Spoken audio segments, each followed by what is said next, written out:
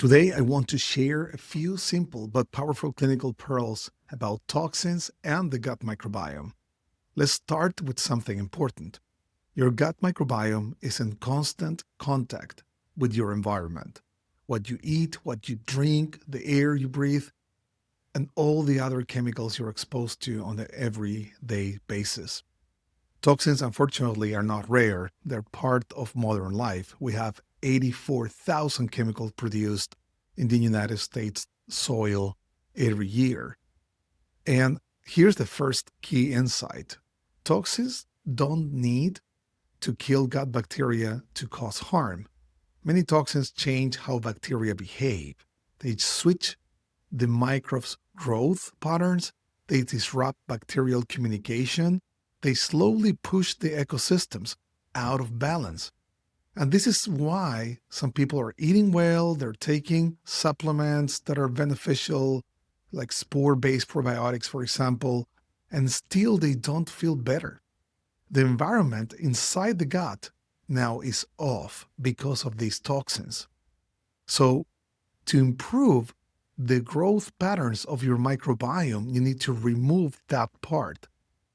Another important clinical pearl around that topic is that toxins, they tend to favor opportunistic microbes. So when you're exposed to pesticides and heavy metals or even mold toxins that are oftenly present in the environment, they reduce the beneficial bacteria, but they create a gap where at the same time, more inflammatory organisms can become dominant. And clinically, this will show up as bloating, as food sensitivities, fatigue, skin issues, and even brain fog.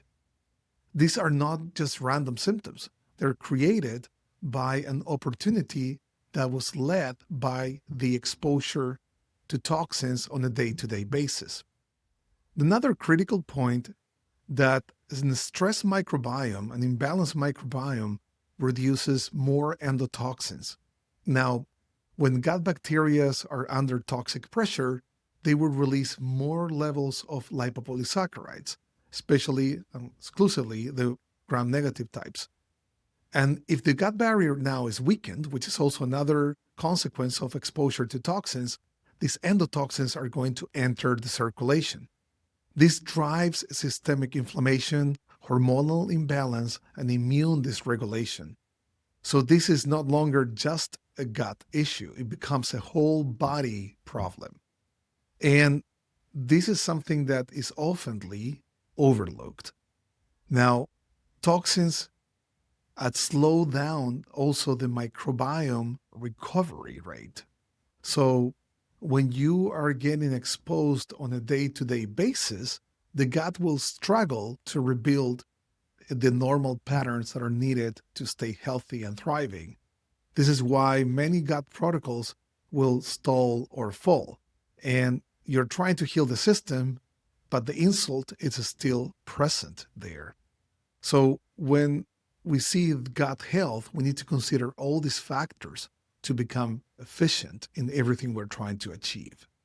In the next videos and the upcoming webinar, I will explore more about these toxins, how they are affecting the microbiome, where they're coming from, and how we can improve the microbiome in a smarter, more effective way so it can cope with these challenges that we're exposed to in modern world.